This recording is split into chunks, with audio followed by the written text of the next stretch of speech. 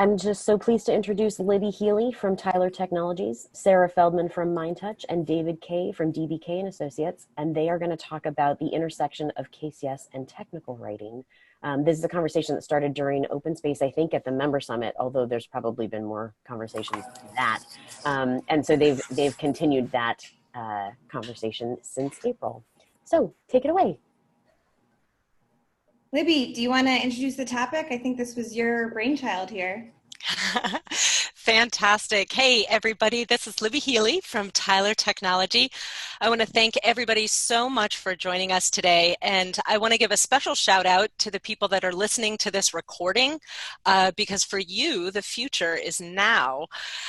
So yes, we are here talking about technical writers and KCS, and specifically talking about how we can bring our technical writing teams and our KCS knowledge workers together to find more synergy in working together to build on client support. So this is something that has been near and dear to my heart for a while. And I reached out to Sara and to David after we had our open session earlier this year to see if this was a conversation that we could continue. And I'm very happy that they both said yes. So Sara is going to kick us off by giving us some background into what that means actually to be a technical writer. I'm going to take over and talk about some conclusions that we came to from that open session.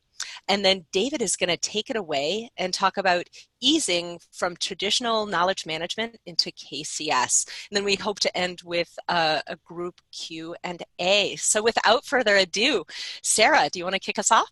Yeah, sure thing. Let's get into it. So quick background on me. My career has been spent as a technical writer. That's sort of what I consider my background, my education. And then I've also gotten really involved with KCS the last couple of years. I'm a KCS certified trainer. I work for a vendor that is KCS verified. So I'm really all in on both worlds. And I see a lot of overlap and opportunity for knowledge workers and tech writers to work more together. So I'm pretty passionate about this topic. Was happy to accept Libby's invitation. So tech writer, very basics. The goal really is to transfer information in whatever is the best way possible. So we know there's 1,000,001 formats out there, 1,000,001 touch points, and tech writers are motivated to just get information across whichever way is best. It's typically very cross-functional, a lot of collaboration across teams. And I would say tech writers almost always feel like they have internal and external customers. Your internal customers are most often support, field services. A lot of times it's engineers or developers. And then, of course, your end users for your external customers. Over here, I have just a snapshot of a recent survey of tech writers of the most common authoring tools. Certainly not comprehensive. I have been a tech writer for over 10 years, and I've, except for one short contract, have never used any of these tools. I've worked primarily in web-based knowledge management systems, but these, according to this most recent survey, are most common. You have your XML authoring tools and your more traditional desktop publishing tools. In Microsoft Word, I'm always surprised. It pretty much stays at the top of the list. It'll be interesting to see the day when that actually changes, but for now, it's on there. A little bit about tech writer job outlook. This is why I love being a tech writer, because the job outlook is great. Projected employment opportunities for tech writers are actually projected to outpace all other job opportunities combined in the next several years. So it's a good time to be a tech writer. And then, of course, we can't talk about any job these days without talking about change.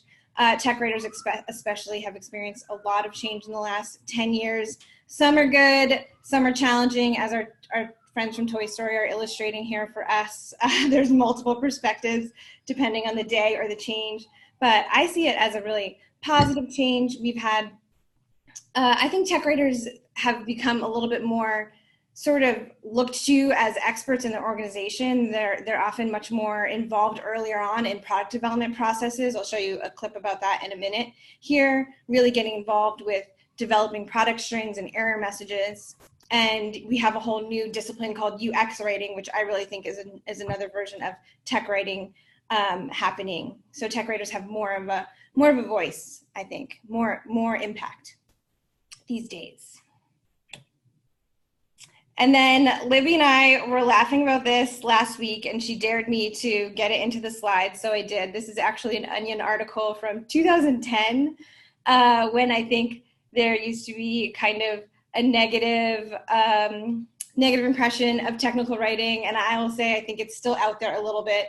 This is linked to the article. I recommend you go read it later because it's pretty funny the whole way through, but I picked a couple choice quotes from the article that this large block of text expects me to figure everything out on my own, and I hate it. And whatever it is, I'm pretty sure it doesn't even have a point. So tech writers do have sort of an uphill battle at times when it comes to trying to convey that we want the information to be as user-friendly as possible. It's not these old school manuals that maybe we started writing.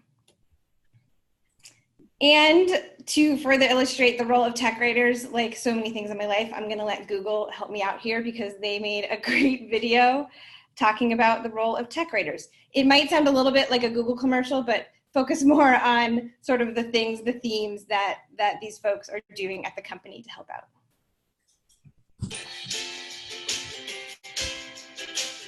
Hi, I'm Matt Werner, and I'm a technical writer here at Google. My name is Peggy, and I am a technical writer here at Google. I'm Scott, and I'm a technical writer. So a technical writer does a lot of things at Google. Our core role is to write documentation. Someone who takes technical information and converts it into easy to understand help content. Technical writing is about helping people accomplish something without any roadblocks, without any barriers. We use advocates. We are their proxies. So we stand in for them during product development, during the design process, and we voice what we think would make the product better for them. And all of that is translated into our documentation. Sometimes technical writing is more like deleting. You just have to get rid of the information that's getting in the way and help people accomplish what they want. So it's not just online help. It could also be user guides, tutorials, videos, training, error messages in the UI, things of that nature. It's an opportunity to design and communicate in new creative ways.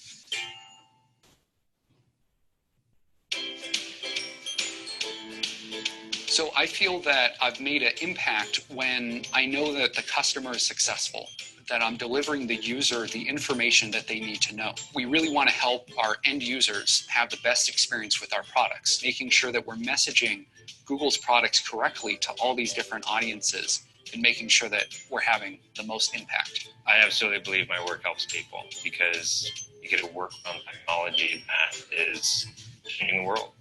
It's been a very eye-opening experience kind of working with people of different languages, different cultures, different backgrounds. Really work on making sure that we're messaging Google's products correctly to all these different audiences and making sure that we're having the most impact. Technical jargon, easy speak.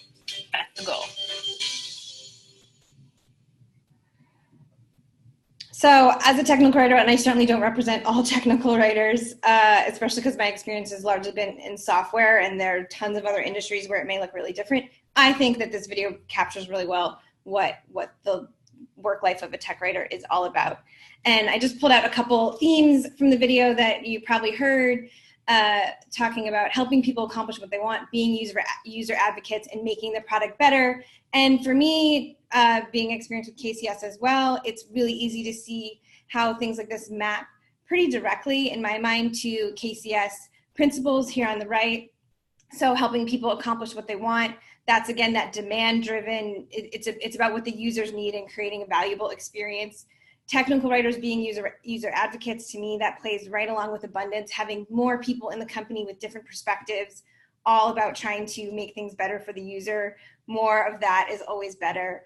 And then when it comes to making the product better, trusting our peers on different teams, knowing that, again, they're bringing that different perspective and maybe they're getting involved in product and process improvement from a different sort of timeline or a different perspective, and trusting that they're doing everything they can to make things better, making the product better as well.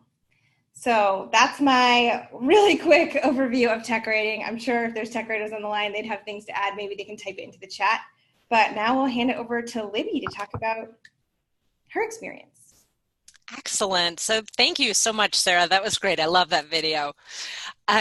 So, hello, everybody. I wanted to start off my conversation kind of with a call to action. So, I have had the opportunity to see some presentations done by Colleen Jones. So, she is with the Society for Technical Communications, the STC. And she recently completed a study with about 100,000 people in the context of looking for and finding online information online. And she came up with a couple of different things, but this one thing really resonated for me, especially as we're all thinking about spinning up self-service for our clients. And that is that a bad experience of getting to the right content distorts perceptions about that content. And her conclusion from this study, the advice that she's giving to companies, is make your content findable or die. And I know that can sound a little bit dramatic, but I really believe that building bridges between our technical writing teams and our KCS teams, it's not just about teamwork, but this is about survival. So when you look at that chart on the right, so she was looking at, remember, she was looking at people who were looking for and finding information. And after people found the information, she would ask them, was that information easy to find? And then she would ask, did you find it useful, relevant, and accurate? And when that information was easy to find, people were much more likely. They were 96% of the time they were saying it was useful. 94% of the time they were saying that it was relevant, and 86% of the time they were saying it was accurate. But when clients found, or when customers found the same information, but they felt the journey was difficult, they felt the information was not easy to find, only 46% of the time did they say it was useful. 35% of the time they said it was relevant, and only 39% of the time did they say that it was accurate. So this concept of making information easy to find, especially within the self-service industry, is becoming critical. And so I really wanted to look at some ways to join together with our technical teams so that we can all find success in this journey. You want to go to the next slide? So for me, this passion really came out several years ago when I was starting to have conversations with my technical writing teams. And being totally honest with you, many times those conversations did not go well. And I actually made the relationships worse instead of better. And I really feel like this came from my lack of understanding about all of the different jobs that my technical writers were doing, that I was not listening as well as I could have, and I was making my technical writers feel threatened. And this was definitely not my intention, but this was how I was coming across. And it was from that, Sarah, if you want to go ahead one more, it was from that I decided to propose an open session topic at the CSI Member Summit this year. And if any of you have not been to a Member Summit, first of all, it's well worth the journey. The Member Summits are amazing. But these open session times, so it's a full day where anyone who is attending can propose to lead a topic of discussion. And it's a little bit hit or miss. You never know if your topic is going to get traction on that particular day, and really who is going to come. So I proposed an open session topic of KCS and technical writers. I left it really pretty open, and I wondered if anybody else was going to come. Well, it turns out a lot of people came. We had representatives from 11 different companies join together to discuss how to bring KCS knowledge workers and technical writers closer together. And we had a great variety of people. We had some very tenured technical writers, Sara was one of them, that joined in this conversation. We had KCS program managers, we had knowledge workers, we also had people that had spent their careers within creating successful client support organizations. And out of that conversation, we came up with 4 suggested outcomes of areas that you can collaborate with your technical writers to make that relationship stronger. And we're going to go into each one of these in detail. But the first is co-creating a customer hierarchy of needs for technical documentation. Move on to create some shared metrics to have consistent measures of success. Develop a shared content standard to the extent possible. And finally, involving your technical writers sooner in the process of new product support and issue resolution. Okay, so Sarah, if you go on, we're going to go into each one of these a little bit a little bit deeper. So the first one was co-creating a customer hierarchy of needs for technical documentation. So as Sarah said, and as you saw in that video, your technical writers are creating a huge variety of technical documentation for many different verticals. So they're working with sales and marketing and product and support. And many times, these teams are separate teams, but they may be embedded within sales or embedded within market or product marketing or product. And the difference is for a KCS program, KCS knowledge workers aren't just embedded in support, they are support. So they can really come at this from a very different point of view. Your technical writers may be interested in creating a journey, creating a customer journey, a learning journey, and have a very high polish bar. Whereas your knowledge workers, really what they want to get their customers back into the game as fast as they can. So starting by defining who your customers are, and as Sarah pointed out, we all have customers externally and internally. Define who those customers are. Then move on to defining what each customer group needs to be successful. And you are going to see, just as this image shows, you're going to see some areas of overlap. And from here, during this process, you're going to be doing a lot of listening. You're going to be doing a lot of learning. But then you can start to educate your technical writing team about the concepts within the solve and evolve loops to show how these can help meet the needs of customers within these different business areas. So within support, we all very much understand that need for actionable knowledge, that there is that magic that happens when you pair the customer issue with context and a resolution, and that is so valuable, and that is really something that can be leveraged within support.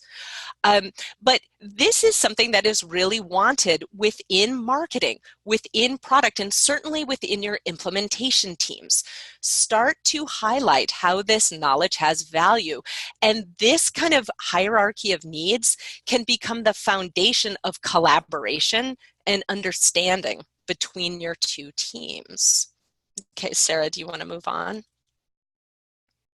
Okay, so from here, start to create some shared metrics to have some consistent measures of success. Now, this can be a very difficult conversation. Measuring success is inherent within KCS programs. Many times showing the ROI is the difference between our program getting funded and not. So this might have to start off with acknowledging the elephant in the room, that historically, technical writers have not measured the success of their documentation, largely because they lacked the tools to do so. It's not that technical writers don't want to know if their content is successful, they definitely do, but they haven't had the insight into this. But now, as we all start to move toward self-service success, suddenly that idea of being able to measure, is your content valuable? Is it doing what you want it to do? Suddenly is at our fingertips. So the KCS practice of creating a strategic framework that details the business objective, the approach, and then the measures for success for each audience is something you should definitely share with your technical writers. Make sure they understand how you view all of your audiences and how you're measuring success.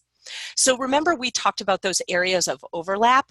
This is really where you can start harnessing those areas of overlap to identify measures of success that can be shared with your technical writing team.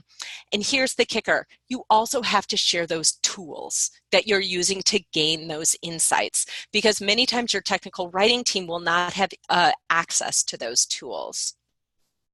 Finally, co-creating a dashboard to show how your documentation is impacting those leading and lagging indicators of success can start to create some synergy between your knowledge workers and your technical writing team. I guarantee you that your technical writing team is creating documentations that your clients are using internally and externally to achieve success. Nothing creates a bond between two teams like highlighting the success of another team in achieving shared goals. And really what we're trying to do with this conversation is break down those silos. We're all trying to support our clients, and so we're all trying to get there together. Okay, Sarah, do you want to go to the next slide? All right, so develop a shared content standard to the extent possible. And I want to give you a pro tip here. The KCS belief that delivering content at the speed of conversation is more important than preventing spelling errors can send your technical writers into fits of apoplexy. I have seen this before. We've talked about how your technical knowledge writers can have a very high polish bar. They also have years and years of believing that perfection before publication is critical to documentation success. And it's not that KCS is simply launching throwing any old documentation toward our clients. There actually is a structure to it, and sharing that structure with your technical writing team is going to be critical. So let's talk about some vocabulary. Within KCS programs, we use the phrase content standard. While in the technical writing world, many times they might use the phrase style guide or writer's guide. I guarantee you that the writer's guide might be 5 times as long as your content standard. It's going to be very, very detailed, and that's okay. So start off by asking to see the style guide that your technical, or the writer's guide that your technical writers are using, and share your content standard with them. I have been in some great meetings with technical writing teams where we walked through step by step what our content standard was, and you could kind of see the anxiety melting away from your technical writers because they realized that there actually is a whole lot of structure that goes into a knowledge article. So look for the areas of alignment. Your technical writing teams have actually been spending a lot of time creating their writer guides and their style guides. And like I said, they may be incredibly detailed and much longer than you need, but look for commonalities. Your technical writing team is talking about action-oriented writing. They do detail when steps should be bulleted, when they should be numbered, when something should be bold or italicized. Seek to find those areas of alignment where you can both have the same standard, so you're both driving toward the same end result. And then finally, discuss how the structure, especially the article structure that's outlined in your content standard, discuss how this actually reduces that time to delivery, gets you closer to that speed of conversation, how it increases findability with using your search engine, whether you use Google or a client like Coveo, and how that actually helps to support that professional technical documentation. Okay, Sarah, you want to go ahead? I think this is my last slide. So finally, involve your technical writer sooner in the process of new product support and issue resolution. And this is starting to get at harnessing the power of the evolve loop to kind of create this culture of agile knowledge management. So the third value in the Agile Manifesto is customer collaboration over contract negotiation.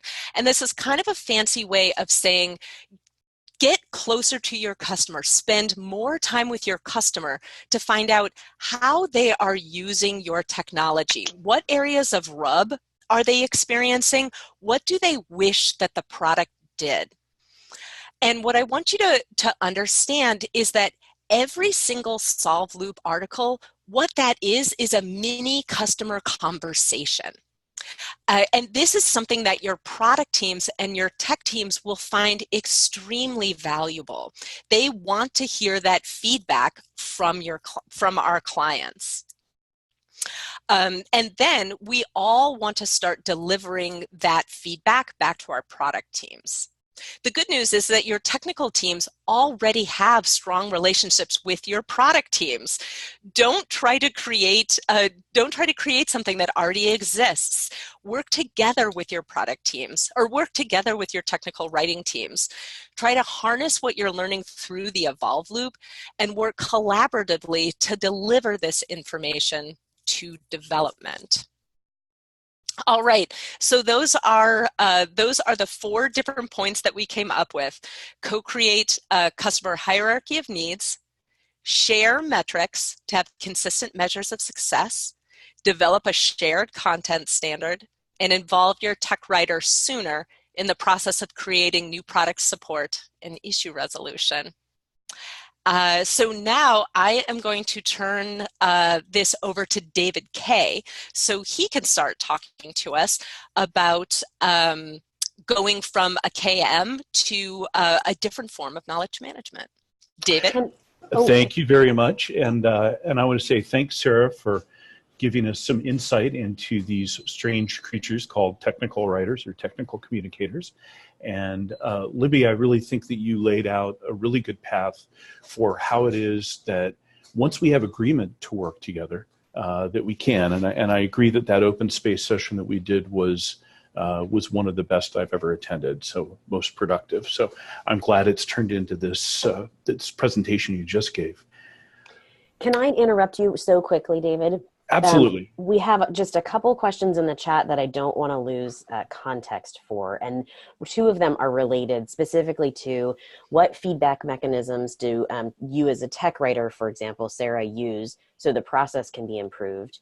And the other question is about the tools for measuring the impact of content, I believe. There was a longtime tech writer asking a question about how you might measure those things. Okay. So, do we have quick answers to that? Yeah, they can be long answers. I'll try and make them quick, which is feedback for technical documentation. There's the traditional ones that get about 1% participation rate. Those are your on-page sort of, did this help you or not? And CSAT surveys sometimes have nuggets of information in there. But for the most part, I look for real customer interaction channels to get my feedback. So I love shadowing CSM conversations when they're consulting customers, especially with like onboarding and training conversations, being really coordinated with those folks and hearing the pain points, and then being best friends with support. I mean, I think that's the secret to being good at any job, is being best friends with support, because they're on the front lines and knowing what customers are really experiencing problems with. And as a technical writer, use your skills and your judgment to translate what customer pain points are happening, and then how can you improve documentation, both the content itself and the ways that you're getting that important information in front of customers as early as possible, as embedded in their process as possible. Use your judgment to make that better. That's my thoughts on that. And the other one was about measurement. Sort of the tools, which I think maybe it occurs to me that perhaps David will get into a little bit with the KDE topic, in terms of tools that we have in KCS that might give us insight into effectiveness of content. Oh, that's a great topic. David, are you going to address that? I am now. Oh. Thank you. Yes. Oh, good. Thank you very much. So anyhow, I appreciate the introduction, the importance of capturing the context there, Kelly. So you also let I'm in a business center at a hotel, and you also let the person who is very loudly photocopying something finish while I went back on. Very so good. I can't tell you that the timing was just stellar. So yeah, Libby has given us a good recipe to follow, I think, in terms of thinking about how to work with technical writers.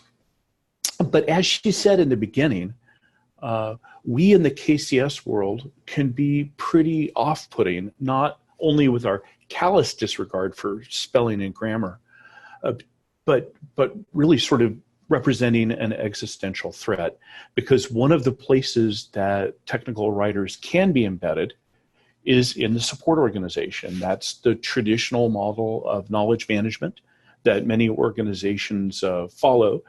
They have, people who are dedicated to creating support content.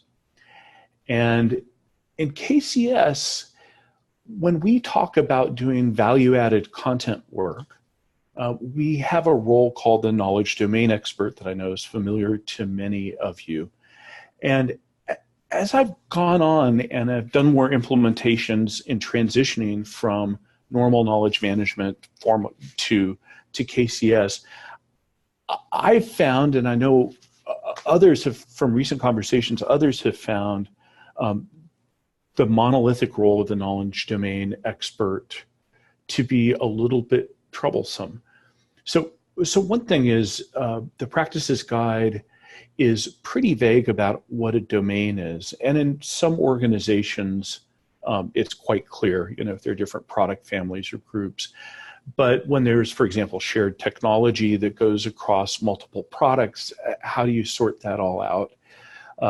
But that's really a smaller question than the fact that what we've really talked about knowledge domain experts are the subject matter experts, tier 2 or tier 3 people who have an interest in adding value to the knowledge base and whom we give a little bit of extra time to write value-added content outside of the solve loop.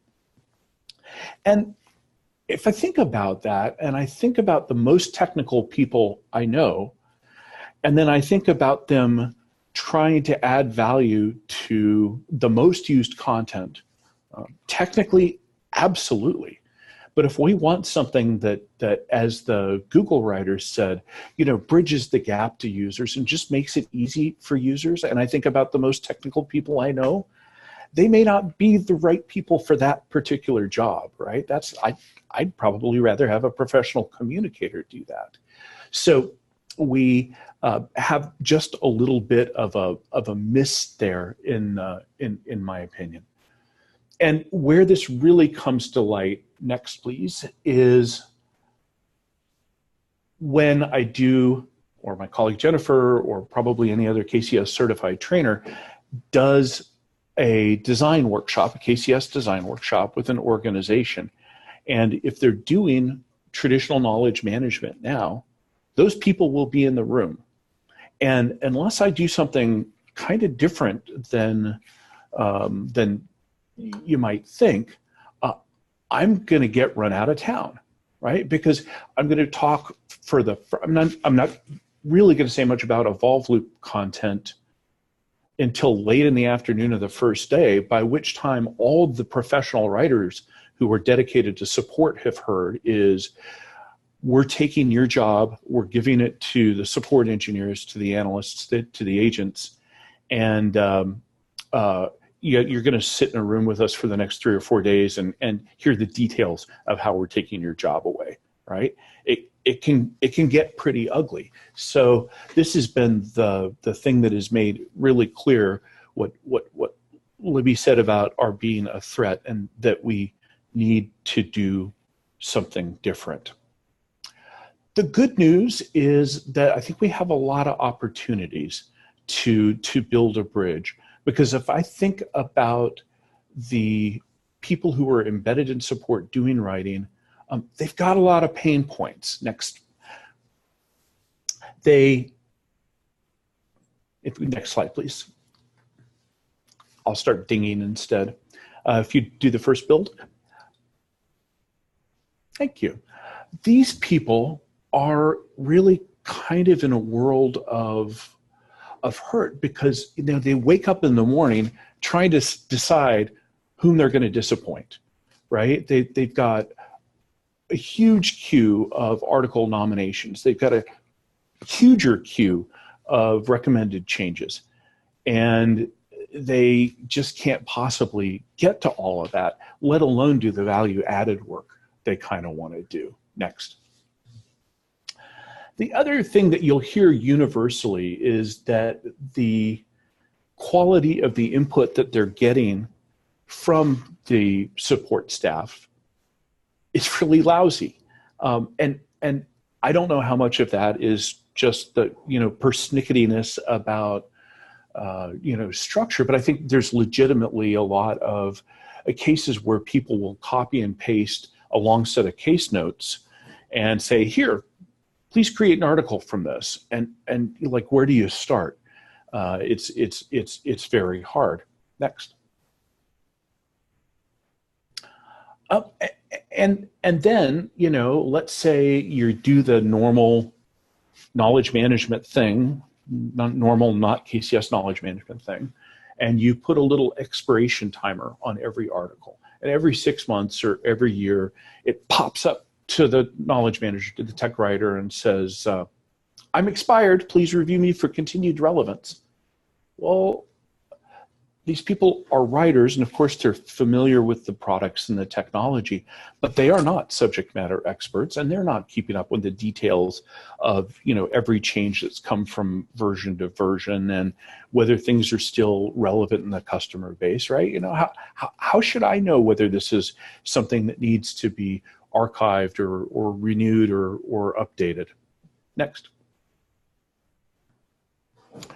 And of course, they want to get help from the subject matter experts, and subject matter experts want to help. But, everybody's busy, and especially SMEs, are often drawn into, escalations and war rooms and, after action root cause analysis. And, they're really busy people. And they're getting asked by their colleagues to work on urgent cases, and now they're getting bugged by a tech writer, right? So the fact that the SMEs are really busy is a pain point for these writers. And then finally, next, getting back to measures, I find in many cases there's very little visibility into whether people are using stuff, but there may be a suspicion that they're really not. I spent all this time working on these knowledge base articles, and it turns out that this team over here has a wiki or a OneNote where they're keeping all their stuff, and because they can maintain it, it's easier, and they don't even talk to me. So they don't even read my stuff. So these are all things that kind of keep the knowledge manager or the technical writer and support up at night. Next. So because they're in this kind of pain, we found some messages that work well at trying to bring them on side and say, no, KCS is not replacing you. KCS is putting you in a place where you're delivering higher value. You don't have to be that person who's in the middle of absolutely everything. The work that's every day, not very interesting work, gets distributed to people who are the technical people who are working the cases, which leaves you the time you need to do high value work that is probably more fun anyhow. Next. So I want to say thank you very much to Blizzard Entertainment. We were there at a KCS team meeting September 11th through 13th, and I'm very glad that Sara was there with us. I'm very sad Libby wasn't able to join us. Libby, you would have loved it. Does that make you feel better? That does not make me feel better, David. I was so sad that I didn't get to go. Blizzard's one of my favorite things. Well, we were sad too, and the conversations would have benefited from you, but we'll continue them. And one of the things we were sort of kicking around is the name in the practices guide for what knowledge domain experts do. And as we've seen, I think we need content people with the knowledge domain experts. We call it knowledge domain analysis. And I'll tell you, as we went around the room, none of us could really think of sort of a less inspiring name for anything, and not the world's clearest name.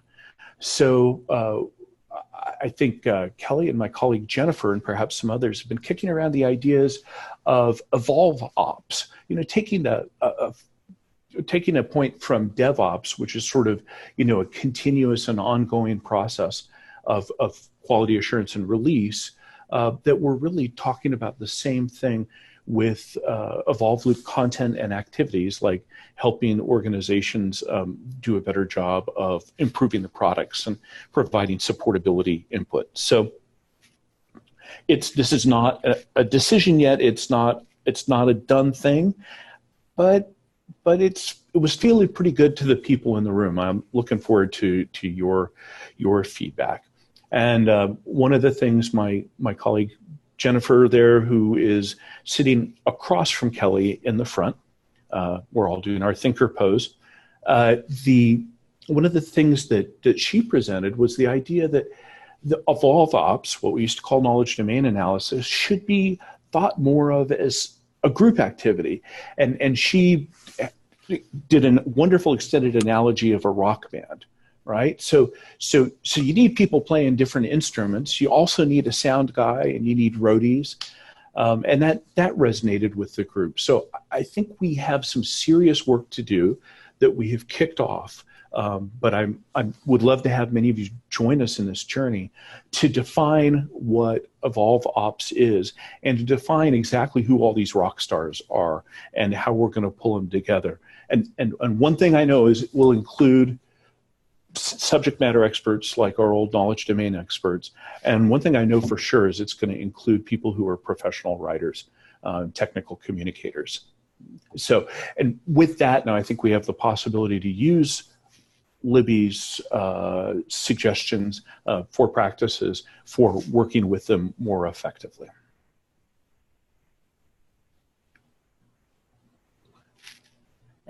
And that's it for me. So I hope we've got some questions or some things to talk through. Yeah, this is our Q&A prompt, but this was meant to be a conversation starter. So we'd love to hear more comments or questions. There are some curiosities around specific KPIs in the chat. Anybody have thoughts on specific KPIs that we should be measuring either, and I think perhaps that's from a tech writer perspective. Yeah, I can talk a little bit about KPIs from the tech writer perspective, and this is where we have some work to do, as Libby acknowledged, especially due to the nature of how technical content has historically been delivered with desktop publishing and PDFs with very few abilities to measure anything at any sort of granular level. I think tech writers, technical communicators need a little bit of tough love and encouragement to get past this hurdle of what I lovingly call vanity metrics. I did not come up with the term. It's a common one out there. It's really easy to measure things that don't mean a lot. Google Analytics makes it really easy. You pull up that first dashboard. It tells you how many people are looking at it, what they looked at, how long they were there.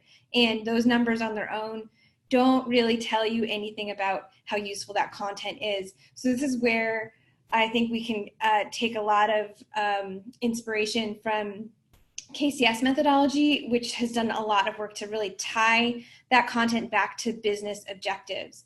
And if we think about the most important business objectives in any team, you're talking renewals, churn, those are some, typical SaaS KPIs, but your customer retention, your upsells, adoption of your product. I think TechCom content can go a long way in terms of helping your customers actually use your product more.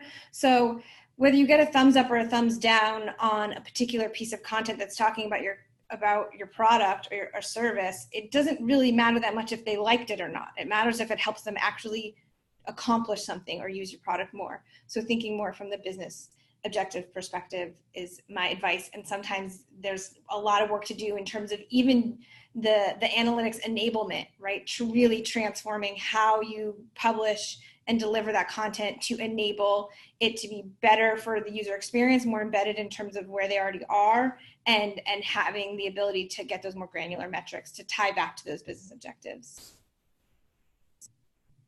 Sara, I love that. I also love how part of the consortium's conversation right now is going toward acknowledging that for customers, when they go into the knowledge base, it doesn't necessarily mean that they have a problem.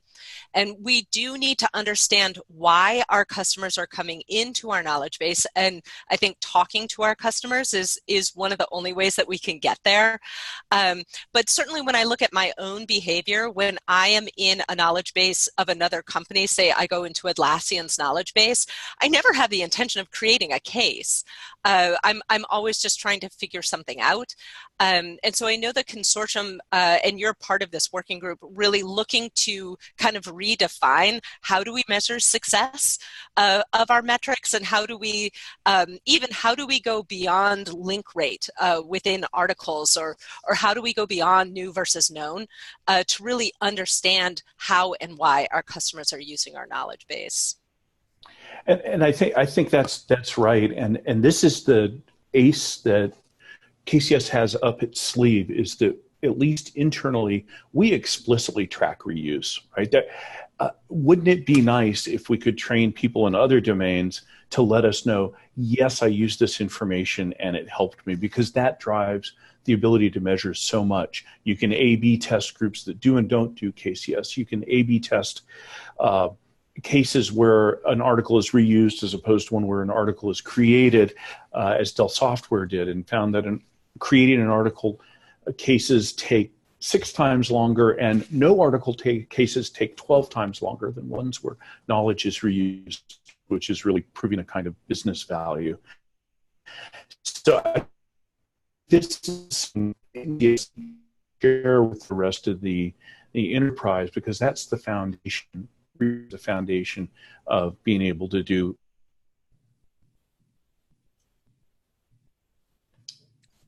I don't know. I've lost David's audio. I know. David, are you still with us? I am. We lost your last sentence. I wonder what I said. Something about the enterprise.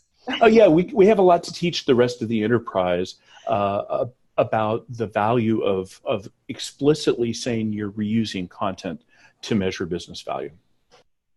Absolutely. Because many times when I go into a knowledge base to look for something, I'll click around and click on articles and leave in frustration because I haven't found what I need. But that can look like positive consumption because I didn't create a case, even though I just left because I was so fed up. So yeah, we're going to have to get deeper into that. There's some great questions out there on tools, and it warms my heart to see somebody asking about DITA and opportunities for working, getting technical writers and solve loopers working in the same tools. So I think that's an interesting opportunity. I know Sara has a perspective on that as somebody who helps build a tool that is designed for that purpose. But I do think that this is an area where we have a leg up when you're talking about the technical writers embedded in support, because unlike traditional technical writers, they actually do tend to use the same knowledge base tool. Yeah, I love my bias, but I'll admit that I have one, which is that I get to use the same tool to publish all of our content. So that's all of our KCS content, all of our traditional TechCom user guide content. We don't have user guides. That's why I fumble over explaining this sometimes. All of our traditional user documentation is published as knowledge-based content. And I love that because it all sort of lives together. And I'm seeing a lot of these questions in the chat, and actually I'd love to take some time after this to go through some of these questions and actually write up more detailed answers. Maybe we can work with Kelly to create it as a blog post. But in general, my first reaction when I hear a lot of these sort of like tools and workflow based questions is that they so obviously, understandably, are coming from an inside out sort of process oriented perspective and trying to figure out how teams who do things different ways merge their methods. But what doesn't come through first and foremost is the customer experience, which is most important. And understandably, different teams who are responsible for different work want to figure out, okay, team A works on content A and team B works on content B, and they have different purposes and they do different things. And by nature, they're often authored and published in very different ways. Unfortunately, that often leads to a very fragmented user experience.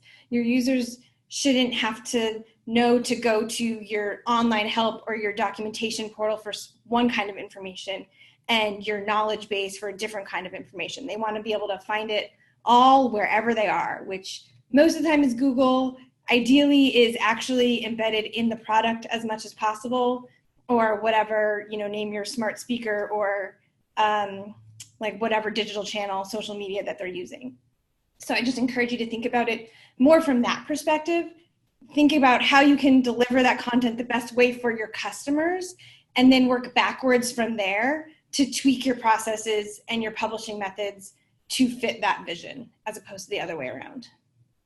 Sara, I love how you brought up making sure that you get your customer questioned. It so often is that genesis for that knowledge article. And looking at, like we talked about the hierarchy of needs, if you outline your customers, customer user groups, and then outline what content do they need to be successful, yeah, that is really going to highlight where do traditional knowledge management forms of documentation, where are they succeeding, and then where do we need more? Because if all of our technical documentation was succeeding, we would have no calls to support except to report bugs. And as we all know, that is simply not the case. So really kind of looking at that hierarchy of needs, what does that user need, can help us understand how traditional help documentation, even if you try to predict what the client is going to ask, you will never be able to. Mm-hmm. Yeah, great point.